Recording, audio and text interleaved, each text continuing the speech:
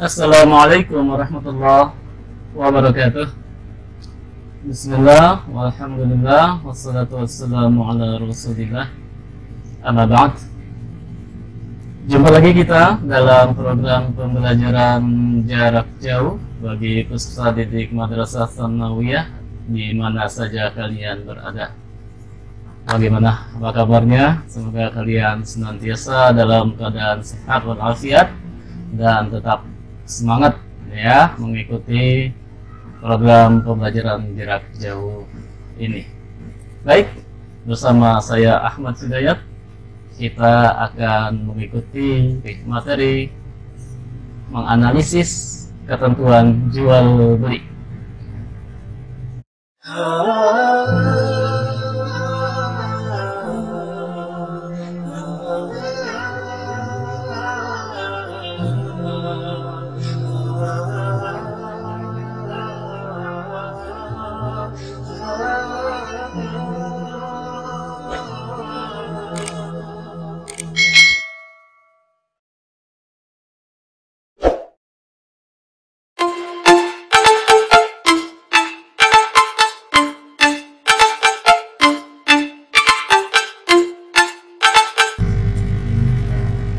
Anak-anakku sekalian, pada pembahasan menganalisis ketentuan jual beli kali ini kita akan membahas beberapa indikator sebagai berikut ya. Yang pertama adalah menyebutkan pengertian jual beli ya, menyebutkan jual beli. Yang kedua, menyebutkan ketentuan-ketentuan dalam jual beli, dan yang ketiga adalah menyebutkan macam-macam jual beli. Nah, itu dia yang akan kita bahas dalam video kali ini. Sebelum kita lanjut, mari kita awali dulu dengan membaca Al-Basmalah. Bismillahirrahmanirrahim. Baik, mari sekarang kita simak tayangan berikut ini.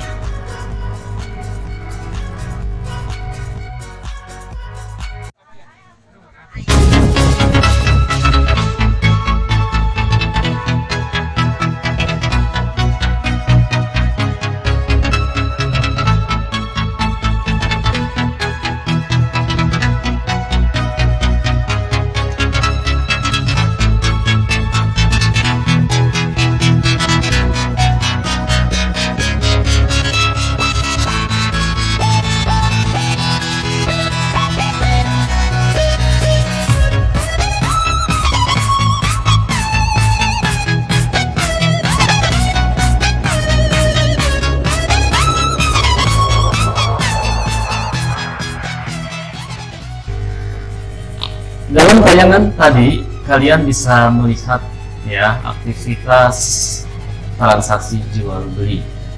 Ya, tadi ada yang di pasar tradisional, ada yang di pasar modern, ada juga yang di pasar dadakan gitu ya, bazar, pasar pagi, pasar malam gitu ya, market day misalnya. Iya. Bagaimana setelah kalian menyimak ilustrasi tadi, apa yang terkesan dalam pikiran kalian? Pernah melakukan transaksi jual beli bukan? Iya, sering ya, jajan di kantin misalnya gitu ya. Baik, anak-anakku sekalian, yang ingin saya jelaskan pertama adalah bahwa manusia itu kan adalah makhluk sosial ya. Manusia tidak bisa hidup sendiri. Manusia selalu berketergantungan dengan orang lain. Gitu ya. Dan manusia dalam rangka memenuhi kebutuhan hidupnya juga membutuhkan bantuan orang lain. Oleh karena itu, manusia melakukan interaksi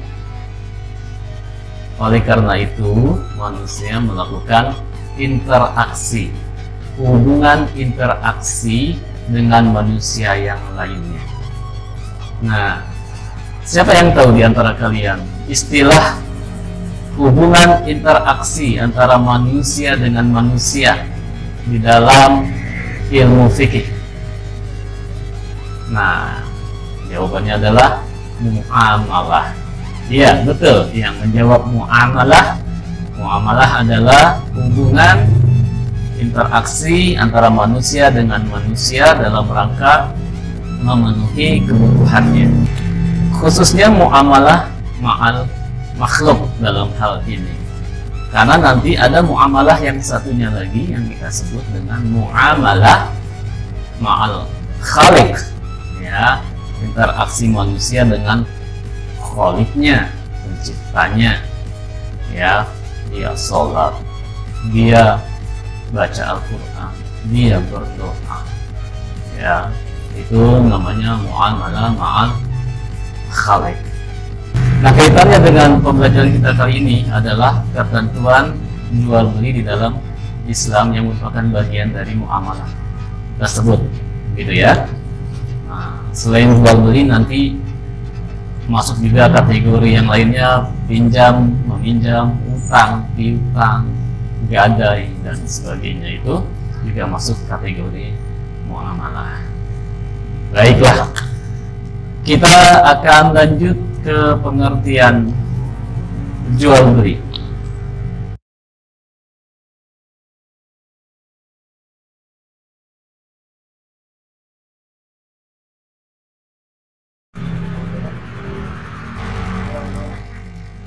Baik, sekarang mari kita menganalisis pengertian dari jual beli tersebut.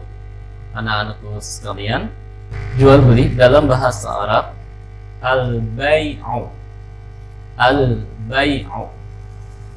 Nah, kata al-bai'u ini bermakna tukar menukar atau saling menukar.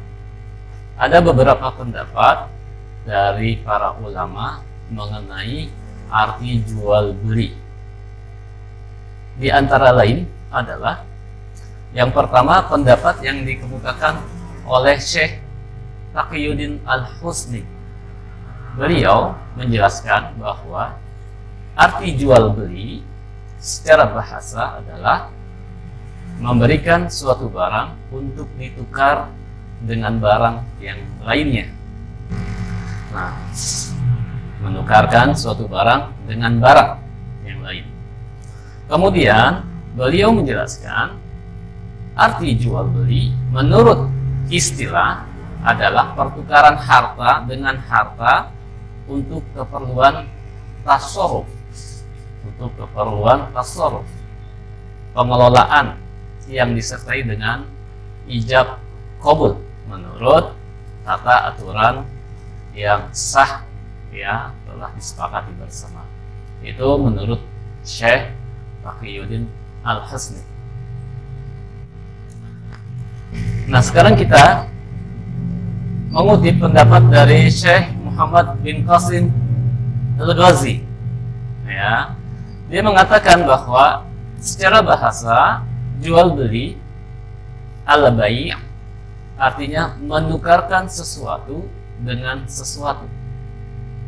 Nah, menukarkan sesuatu dengan sesuatu.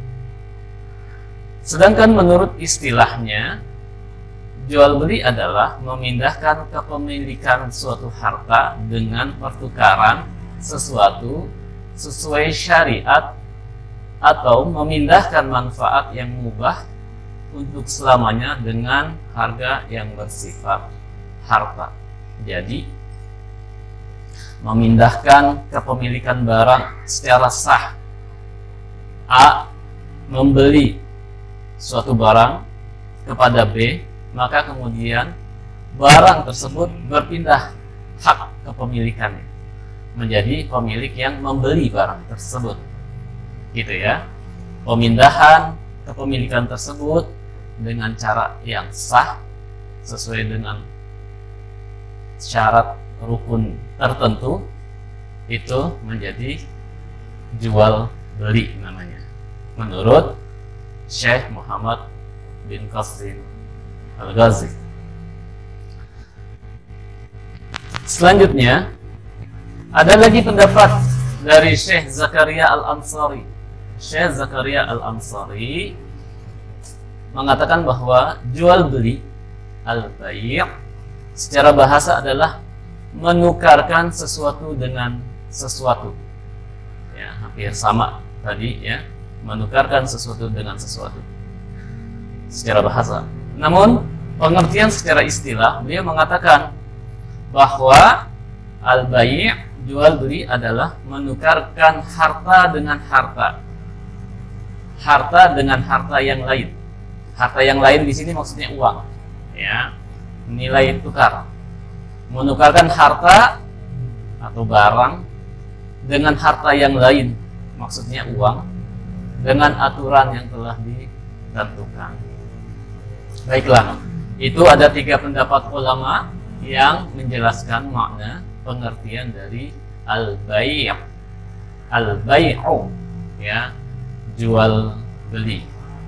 Nah, sekarang kemudian dari definisi tersebut, ya, dari definisi tersebut dapat kita tarik kesimpulan bahwa jual beli berarti apa? Tukar menukar barang dengan uang, gitu ya, atau dengan barang lainnya, disertai dengan ijab qabul, serah terima, ya, dengan ketentuan syarat dan rukun tertentu. Dengan syarat dan rukun tertentu. Itulah makna dari jual beli atau al-bai' di dalam fikih Islam. Nah, sangat mudah dipahami, bukan? Iya.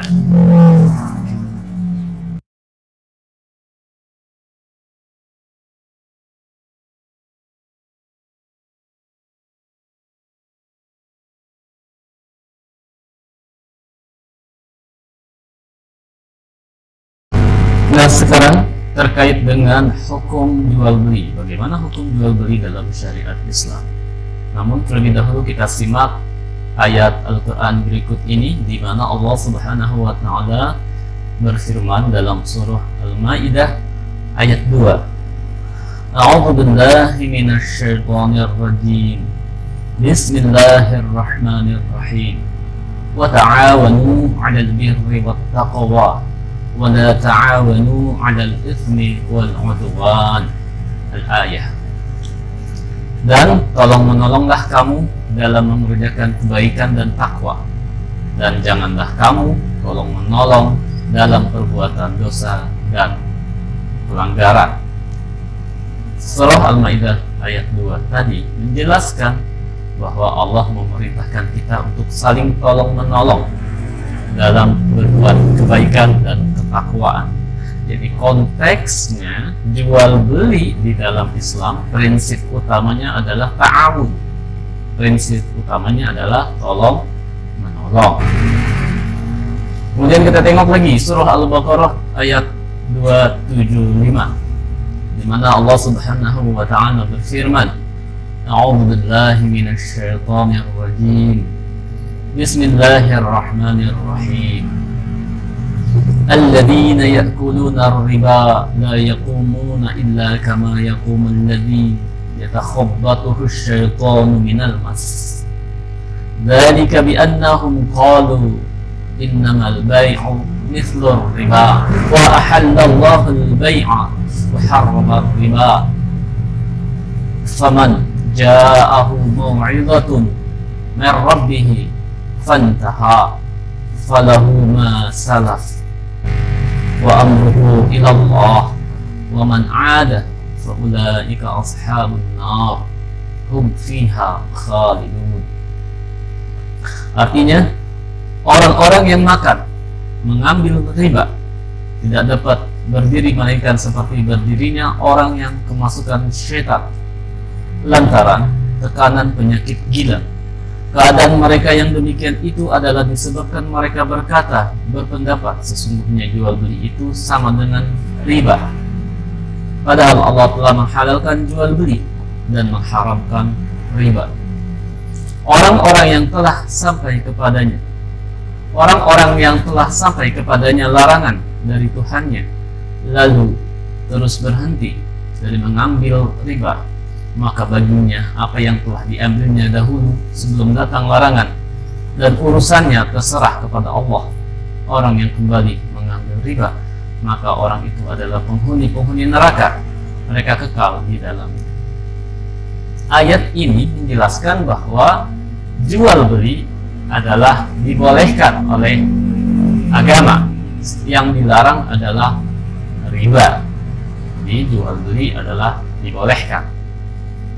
Kemudian di dalam surah An-Nisa ayat 29, kita tengok surah An-Nisa ayat 29. A'udzu billahi minasyaitonir rajim. Bismillahirrahmanirrahim. Ya ayyuhalladzina amanu la ta'kulu amwalakum bainakum bil batil illa takuna tijaratan an taradin minkum. Hai orang-orang yang beriman, janganlah kamu saling memakan harta sesamamu dengan jalan yang batil, kecuali dengan jalan perniagaan yang berlaku dengan suka sama suka di antara kamu. Ayat ini melarang kita untuk bertransaksi jual beli dengan cara yang batil, cara yang salah, cara yang melanggar aturan, melanggar hukum. Melainkan kita diperintahkan untuk melakukan transaksi jual beli dengan cara suka sama suka, ridho sama ridho, ya, saling meridhoi, ya, saling suka sama suka. Tidak ada intimidasi, tidak ada tekanan, tidak ada paksaan. Nah, berangkat dari dalil-dalil yang tadi sudah kita baca bersama, maka bagaimana dengan hukum jual beli? Jadinya hukum jual beli yang pertama, jual beli hukumnya mubah. Mubah, ya, hukum asalnya menjadi mubah, ya, ini boleh melakukan transaksi, boleh juga tidak melakukan transaksi, sebagaimana firman Allah tadi dalam surah Al-Baqarah ayat 275, wa ahallallahu al-bai'a wa harrama riba. Allah menghalalkan jual beli dan mengharamkan riba. Jadi hukum jual beli yang pertama, hukum asalnya adalah mubah. Yang kedua, dari hukum asalnya mubah, jual beli bisa berubah menjadi hukumnya wajib. Jadi jual beli hukum yang kedua adalah wajib.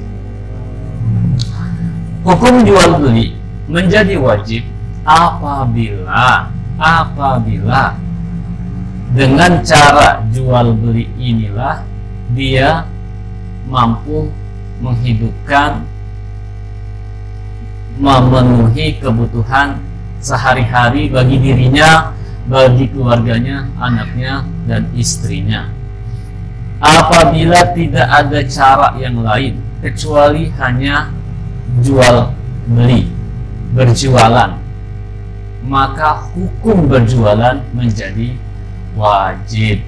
Mengapa? Memberi nafkah untuk anak, istri, bahkan untuk dirinya sendiri adalah wajib, dan tidak ada cara lain kecuali dia harus berniaga, maka hukum berniaga menjadi wajib, ya, sesuai dengan kaidah usul fiqh, ma la yatimul wajib illa bihi fahuwal wajib. Yang wajib tidak sempurna kecuali dengan adanya sesuatu yang lain. Nah, sesuatu yang lainnya itu juga menjadi wajib, ya, untuk memenuhi kebutuhan hidupnya, ya, wajib. Tetapi dia tidak bisa melakukan itu kecuali dengan berdagang, dengan berniaga. Maka hukum berdagang dan berniaga bagi dia menjadi wajib. Nah, kira-kira begitu.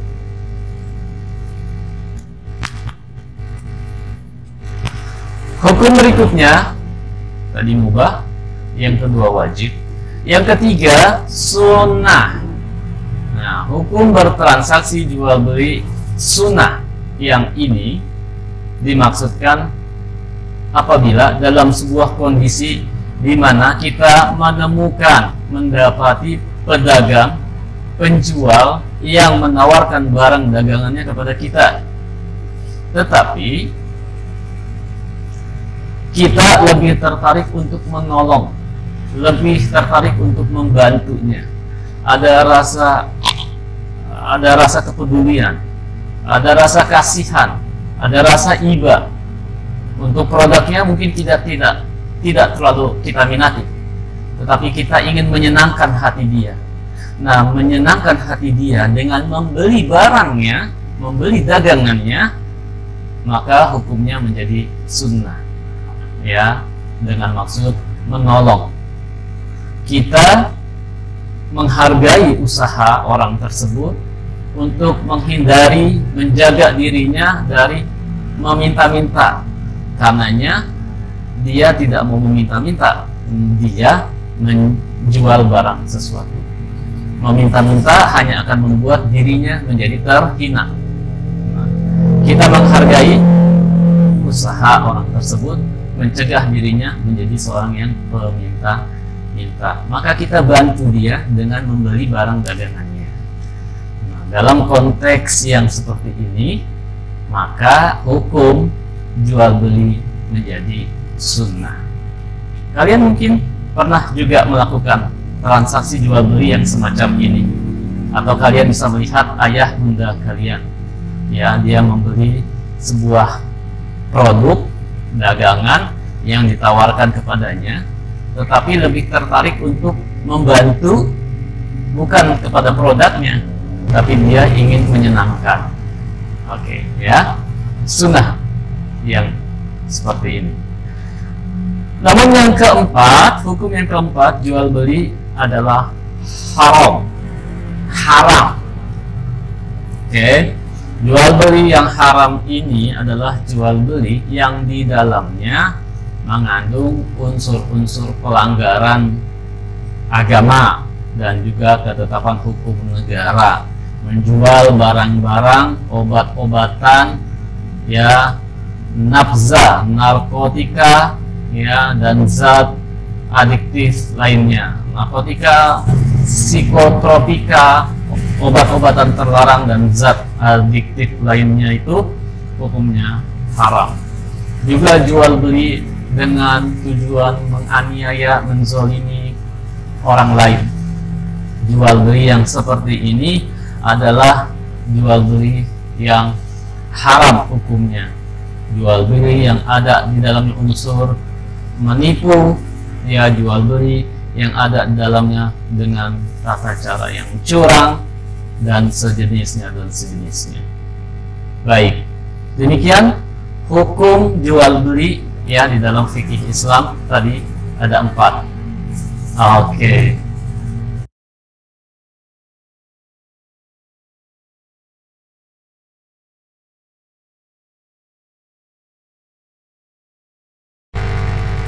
Baiklah, sekarang kita akan membahas rukun jual beli. Rukun jual beli. Rukun itu adalah sesuatu yang apabila salah satu di antaranya tidak ada, maka tidak terjadi transaksi jual beli tersebut. Nah, yang pertama, rukun jual beli yang pertama adalah adanya si penjual dan pembeli.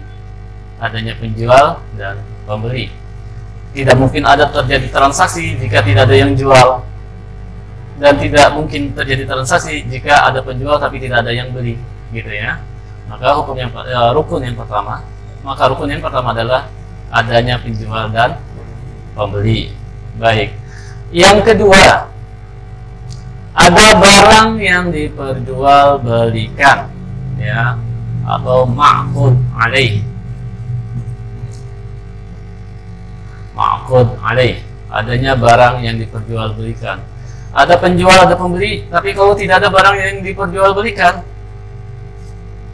maka tidak akan terjadi transaksi, ya. Adanya barang yang diperjualbelikan. Kemudian yang ketiga, ada penjual, ada pembeli, ada barang Yang ketiga, harus ada uang, ya, nilai tukarnya, sehingga transaksi itu bisa berjalan. Ya, jika kita ingin membeli sesuatu tapi tidak punya uang, maka transaksinya tidak bisa terjadi, gitu ya. Dan yang keempat, adanya ijab dan qabul, serah terima barang. Apabila telah selesai transaksi, si penjual menawarkan barang dagangannya, si pembeli menyatakan membelinya, membayarnya dengan sesuai kesepakatan harga yang telah disepakati, lalu barangnya diserah terimakan. Penjual menyerahkan barangnya, pembeli menerima barang yang telah dibelinya tersebut. Itulah rukun jual beli. Mudah kan untuk mengingatnya? Oke. Ya, demikianlah tadi anak-anakku sekalian materi ketentuan jual beli dalam fikih Islam. Ya. Nah, untuk pertemuan kita cukupkan dulu sampai di sini. Tolong kuasai materi ini baik-baik, ya. Jika ada pertanyaan, silakan hubungi guru kalian masing-masing untuk kemudian mendapatkan penjelasan lebih lanjut. Kita akhiri dengan subhanakallahumma wa bihamdika asyhadu an la ilaha illa anta astaghfiruka wa atubu ilaik. Wassalamualaikum warahmatullahi wabarakatuh.